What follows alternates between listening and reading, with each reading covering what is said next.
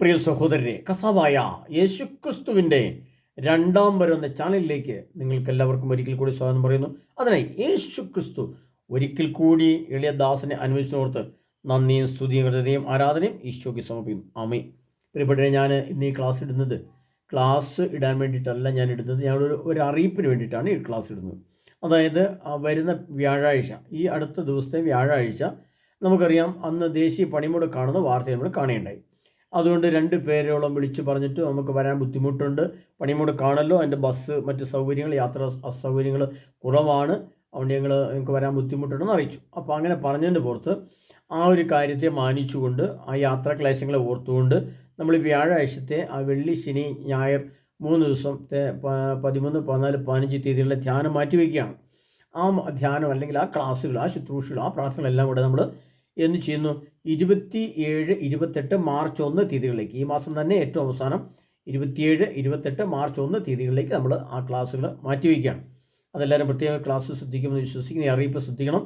അത് പ്രധാന അറിയിപ്പെടണം. കാരണം നമ്മൾ വളരെ കഷ്ടപ്പെട്ട് വേദനിച്ച് ദൂരെ നിന്നൊക്കെ ധ്യാന ക്ലാസ്സുകളിലേക്ക് വന്നിട്ട് അവിടെ ധ്യാനമില്ല, അല്ലെങ്കിൽ നമ്മൾ അറിഞ്ഞില്ല എന്നൊരു ചിന്ത വരാൻ പാടില്ല. ഒത്തിരി വിഷമത്തോടെ ആണ് ഒരുപാട് ആൾക്കാർ യാത്ര ചെയ്തു വരുന്നത്. നിങ്ങൾ പ്രത്യേകം മനസ്സിലാക്കുക, നമ്മൾ ആ വിഷമത്തെ മനസ്സിലാക്കണം. അതുകൊണ്ട് ഈ ആഴ്ച നടക്കേണ്ട ധ്യാനം നമ്മൾ മാറ്റിവെക്കുകയാണ്. അത് പറഞ്ഞ ഡേറ്റ് ഓർക്കുന്നുണ്ടല്ലോ, 27, 28 മാർച്ച് 1 തീയതികളിലേക്ക് മാറ്റും. ഈ അറിയിപ്പിനെ ശ്രദ്ധിച്ചുകൊണ്ട് എല്ലാവരും അതിനായിട്ട് പ്രാർത്ഥിച്ചൊരുങ്ങി തയ്യാറെടുക്കണമെന്ന് ഞാൻ വിനീതമായി അപേക്ഷിക്കുകയാണ്. കാരണം വെച്ചാൽ ഈ പൊതുപണിമുടക്കിനെ ഓർത്തുകൊണ്ടാണ് ഈ കാര്യങ്ങൾ ക്രമീകരിക്കുന്നത്.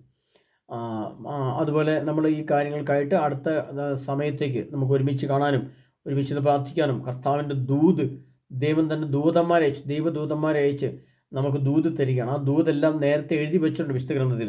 ആ എഴുതി വെച്ചിരിക്കുന്ന ഗ്രന്ഥത്തിലെ കാര്യങ്ങൾ നമ്മൾ ശ്രദ്ധാപൂർവ്വം കാലഘട്ടം അനുസരിച്ച് പഠിക്കുകയും പഠിപ്പിക്കുകയും ചെയ്യണം.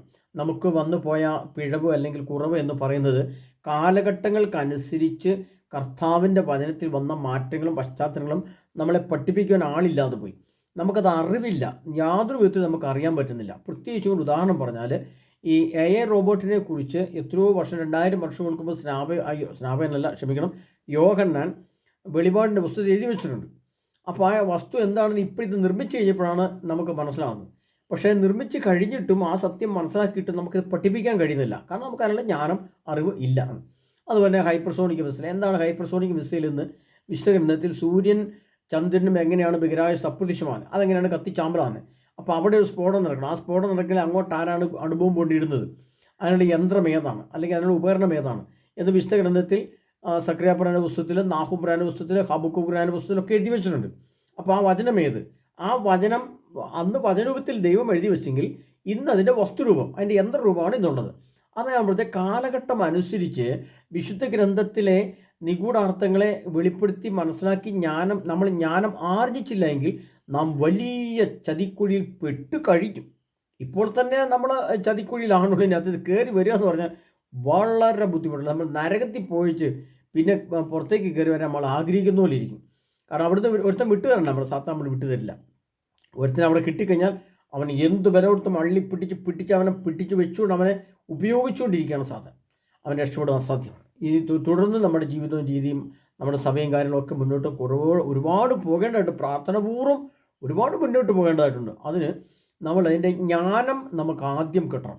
ജ്ഞാനമുള്ള വ്യക്തികളെ നമുക്ക് സാത്താന് ഒരു വിധത്തിലും തോൽപ്പിക്കാൻ പറ്റില്ല. അജ്ഞതയാണ് നമ്മുടെ അടിസ്ഥാന പ്രശ്നം. വിശുദ്ധ ഗ്രന്ഥത്തെ സംബന്ധിക്കുന്ന യഥാർത്ഥ ആത്മജ്ഞാനം നമുക്കില്ല. അപ്പോൾ അത് ആർജിക്കുക എന്നുള്ളതാണ്. അതുകൊണ്ടാണ് ദാനിയേൽ പ്രവചന പുസ്തകത്തിൽ പറഞ്ഞത്, ജ്ഞാനികളിൽ ചിലർ വീഴും. അത് കർത്താവ് ദാനിയേലിനോട് പറയുന്നുണ്ട്, ജ്ഞാനികളിൽ ചിലർ വീഴുന്ന, ജ്ഞാനമുള്ളവർ പോലും ചിലർ വീഴും എന്ന് പറഞ്ഞാൽ ചിലപ്പോൾ തിന്മ ചെയ്തേക്കാം, ദൈവത്തിന് അപ്രീതരമായിട്ട് പ്രവർത്തിച്ചേക്കാം. എന്നാൽ അവരുടനെ എഴുന്നേൽക്കും. ജ്ഞാനികളുടെ ഗുണം അല്ലെ പ്രത്യേകത എന്ന് പറയുന്നത്, നമ്മളൊരു തെറ്റ് ചെയ്തു പോയി, അപ്പോൾ നമുക്ക് വലിയ പശ്ചാത്താപം വരുന്നതാവും തോന്നി, ഈശോയെ എന്നോട് ക്ഷമിക്കണമേ, ഞാൻ ചെയ്തു പോയല്ലോ, ഒരു കരുണയായിരിക്കും എന്ന് പറഞ്ഞ് നമ്മൾ വീണ്ടും കർത്താവിൻ്റെ അടുത്തേക്ക് ഓടിച്ചെല്ലുന്ന ആ ജ്ഞാനമാണ് നമുക്കില്ലാതെ. അത് അനുതാപത്തിൻ്റെയും പശ്ചാത്താപത്തിൻ്റെയും മാനസാന്തരത്തിൻ്റെയും വിശുദ്ധീകരണ പ്രക്രിയയുടെയും ആ ജ്ഞാനം നമ്മളിൽ നിക്ഷിപ്തമല്ല ഇപ്പോൾ. അതും കാലഘട്ടം അനുസരിച്ച്. അത് പ്രത്യേകിച്ചും പറഞ്ഞാൽ സുവിശേഷത്തിലെ പാപമോചനമോ മാനസാന്തരമോ അല്ല ലേഖനത്തിൽ എഴുതിയിരിക്കുന്നത്. അതിൻ്റെ ക്ലാസ്സിൽ ഞാൻ പ്രത്യേകിച്ചും കുമ്പസാരൻ്റെ ക്ലാസ്സിൽ ഇതിനകത്ത് ഇടുകയുമില്ല. കാരണം അതൊരു വലിയ ആത്മീയ നിഗൂഢ രഹസ്യമാണ്, അതങ്ങനെ നമുക്ക് ഇടാൻ പറ്റില്ല. അപ്പോൾ ലേഖനത്തിൽ എഴുതിയിരിക്കുന്നതല്ല വെളിപാട് എഴുതിയിരിക്കുന്നത്. അപ്പോൾ ഇതെല്ലാം തികച്ചും വ്യത്യസ്തമാണ്. ഇതിനകത്ത് ഓരോന്നിൻ്റെ ഒരുക്കം ഓരോ രീതിയിലാണ്. അതാണ് ഏറ്റവും അടിസ്ഥാനപരമായ പ്രശ്നം. പക്ഷേ ഇങ്ങനെ ഘടനാപരമായിട്ടൊന്നും ആരും പഠിക്കുകയുമില്ല. അപ്പോൾ നമുക്ക് അങ്ങനെ പഠിക്കേണ്ടത് ആവശ്യമുണ്ട്. ഇനിയെങ്കിലും വളരെ സമയം താമസിച്ചുപോയി. ലോകം യുദ്ധത്തിലേക്ക് ഒരുങ്ങിക്കഴിഞ്ഞു. 3-ാം ലോക മഹായുദ്ധം ആരംഭിക്കാനുള്ള പശ്ചാത്തലം വന്നു. ഇതൊക്കെ വർഷങ്ങൾക്ക് മുമ്പേ അറിയിക്കേണ്ടടുത്ത് അറിയിച്ചിട്ട് നമുക്ക് പഠിപ്പിക്കാനോ പറ്റിയിട്ടില്ല അന്ന്. എന്നാൽ ഈ അന്ത്യ കാലഘട്ടങ്ങളിലും ഈ അന്ത്യ നിമിഷങ്ങളിലെങ്കിലും 5 പേരോ 10 പേരെങ്കിലും അത്തരം പേര് വന്ന് കർത്താവിൻ്റെ മഹത്വം തിരിച്ചറിഞ്ഞ് യേശുവിൻ്റെ വരനായിട്ടുള്ള ഒരുക്കം സംഭവിക്കാൻ വേണ്ടി നമ്മൾ ആഗ്രഹിക്കുന്നു, പ്രാർത്ഥിക്കുന്നു. അതിനുള്ള ക്രമീകരണങ്ങൾ ഞാൻ ചെയ്തു തരികയാണ്, ഈശോയുടെ നാമത്തിൽ ചെയ്യുകയാണ്. അത് ഞാൻ ചെയ്തതിൻ്റെ അറിയിപ്പോഴാണ് ഇപ്പോൾ നിങ്ങൾ കേട്ടത്. അപ്പോൾ ധ്യാന ക്ലാസ്സുകൾ നമ്മൾ മാറ്റിയിരിക്കുന്നത് ഈ മാസം തന്നെ ഏറ്റവും അവസാനത്തെ 27, 28 മാർച്ച് 1 തീയതികളിലേക്ക് മാറ്റിയിരിക്കുന്നതായിട്ട്. അതുവരെ വരാൻ ആഗ്രഹിച്ചൊക്കെ പ്രത്യേകം സമർപ്പിച്ച് പ്രാർത്ഥിക്കുക, ശക്തമായി പ്രാർത്ഥിക്കുക, മുട്ടെന്ന് പ്രാർത്ഥിക്കുക. കർത്താവായ യേശുവേ, ഞങ്ങളുടെ വരവിന് മുമ്പായുള്ള ഈ ഒരുക്കം, ഈ വിശുദ്ധീകരണ പ്രക്രിയ എന്നെ സമൂലം രൂപാന്തരപ്പെടുത്തണമേ, എന്നെ സമൂലം മാനസാന്തരപ്പെടുത്തണമേ. ഇനിയൊരു മാനസാന്തരമല്ല, രൂപാന്തരീകരണമാണ് നമുക്ക് ആവശ്യം.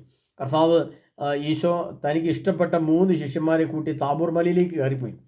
താബോർ മലയിൽ എത്തിക്കഴിഞ്ഞപ്പോൾ കർത്താവ് അവരുടെ മുമ്പിൽ വെച്ച് രൂപാന്തരപ്പെട്ടു എന്നാണ് പറയുന്നത്. അപ്പോൾ നിങ്ങൾ അതിനെപ്പറ്റി ധ്യാനിച്ചിട്ടുണ്ടെങ്കിൽ നിങ്ങൾക്കത് എന്താണ് ഈ രൂപാന്തരപ്പെടുക എന്നുള്ളത് വ്യക്തമായി മനസ്സിലാകില്ല. അല്ലെങ്കിൽ നിങ്ങൾ എത്ര ചിന്തിച്ചാലും എങ്ങനെയാണ് ഈ രൂപാന്തരം ഒരു മനുഷ്യ ശരീരത്തിൽ, പച്ചയായ മനുഷ്യരാണ്, 4 പേരാണ്. യേശു മനുഷ്യ ശരീരത്തിലാണുള്ളത്. പത്രോസ്, യോഹന്നാന്, യാക്കോബ്, ഈ 4 പേര്, അതേ 3 ശിഷ്യന്മാർ. ആ 3 പേര് അവിടെ കയറി ചെന്നിട്ട് മനുഷ്യ ശരീരത്തോടെ നിൽക്കുകയാണ്. അവർക്ക് നല്ല ആരോഗ്യമുള്ള മനുഷ്യരാണ്. ആ മനുഷ്യരാണ് യേശുവിനെ ഉപയോഗിച്ച് അവരെങ്ങനെയാണ് രൂപാന്തരപ്പെടുന്നത്. യേശു രൂപാന്തരപ്പെട്ടപ്പോൾ ആ കൂടെ ഇവർ രൂപാന്തരപ്പെട്ടു. എന്നിട്ട് അന്നേരമാണ് രൂപാന്തരീകരണത്തിൽ നിന്നാണ് അവർ ശ്രവിക്കുന്നത്. ഇവൻ എൻ്റെ പ്രിയപുത്രനെ, ഇവനെ ശ്രവിക്കുക. പിതാവ് ദൈവം സംസാരിക്കുന്ന അപ്പോഴേക്കും ആ രൂപാന്തരീകരണത്തിലാണ് ഒരു മനുഷ്യൻ ദൈവസ്വരം ശ്രവിക്കുന്നത്, ഒരു മാനസാന്തരത്തിലല്ല.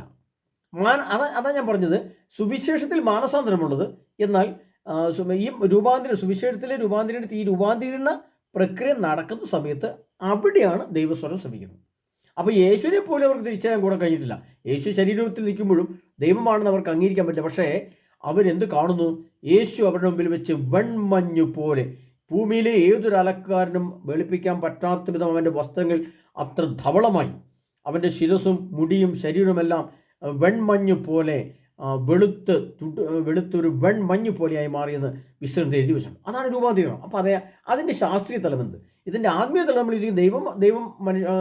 ദൈവം ആയതുകൊണ്ട് അവർ രൂപാന്തരപ്പെട്ടു. അങ്ങനെയല്ല. അതെങ്ങനെയാണ് രൂപാന്തരപ്പെടുന്നത് പോലും വിശ്രമത്തിൽ ശാസ്ത്രീയമായിട്ടും ആത്മീയമായിട്ടും അത് ഭൗതികമായിട്ടും ഒക്കെ നമുക്ക് വ്യക്തമായിട്ട് പറഞ്ഞു തരാൻ സാധിക്കും. അതിനുള്ള ബിസിനസിൻ്റെ അടിസ്ഥാനത്തിൽ തന്നെ പറഞ്ഞു തരാൻ പറ്റും. അപ്പോൾ ഇത്തരം കാര്യങ്ങളെ നമ്മൾ ഗ്രഹിച്ച് ആ രൂപാന്തരീകരണം എനിക്കും കിട്ടും. അതാണ് തെസ്സലോനിക്കരുടെ ലേഖനത്തിൽ അപ്പോൾ നമ്മൾ അവശേഷിക്കുന്ന കർത്താവിനെ എതിരേൽക്കാനായി വാനമേഖലയിൽ സംഭവിക്കപ്പെടും.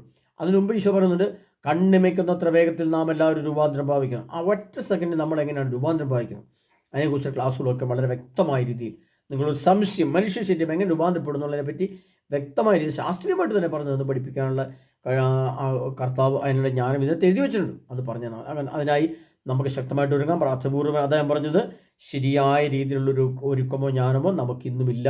എന്നാൽ നമ്മളത് പ്രാപിച്ചേ പറ്റൂ, സ്വീകരിച്ചേ പറ്റൂ. ഇല്ലെങ്കിൽ നമുക്ക് താങ്ങാൻ പറ്റില്ല. ഈ ലോകത്ത് നടക്കുന്ന ഭീകരമായ സംഭവങ്ങൾ നമുക്ക് കണ്ടു നിൽക്കാനോ കേട്ടു നിൽക്കാനോ സാധിക്കില്ല. കേൾക്കുന്ന മാത്രമേ, അഥവാ യാദൃശ്യമാണത് കണ്ടാൽ ആ കാണുന്ന മാത്രമേ നമ്മൾ ബോധം കിട്ടുമെന്ന് മരിക്കുമെന്ന് വിശുദ്ധ മത്തായിയുടെ സുവിശേഷം ജീവിച്ചിട്ടുണ്ട്. ഒന്ന് പ്രത്യേകിച്ച് ഉദാഹരണം പറഞ്ഞാൽ, കടലിൻ്റെ ഇരമ്പൽ ജനപദങ്ങളിൽ സംഭ്രമമുളവാക്കും എന്ന് എഴുതി വെച്ചിട്ടുണ്ട്. അത് കാണുന്നവർ അസ്തപ്രജ്ഞരായി നിലംപൊതിക്കും. അതായത് അവർ കടലിൻ്റെ ഇരമ്പൽ എന്ന് പറഞ്ഞാൽ കടൽ മേലോട്ട് പൊന്തിയിട്ടിട്ട് കയറി വരുന്നു കഴിഞ്ഞാൽ നമ്മുടെ വീടും ഒരു രാജ്യം, ഒരു സംസ്ഥാനമൊക്കെ തന്നെ മൂടി അങ്ങോട്ട് കയറിപ്പോകും. അത്ര ഭയാനകമായി മനുഷ്യബുദ്ധി കാണുന്നത് മാത്രം തന്നെ നമ്മൾ ബോധം വിട്ടു വീണ് മരിക്കുന്ന കർത്താവ് പറയുന്നുണ്ട്. അതേ പറഞ്ഞത്. അപ്പോൾ ഇതെല്ലാം നമ്മൾ അറിഞ്ഞേ പറ്റൂ, അല്ലെങ്കിൽ നമ്മൾ അവിടെയും നമുക്കൊരു രക്ഷ.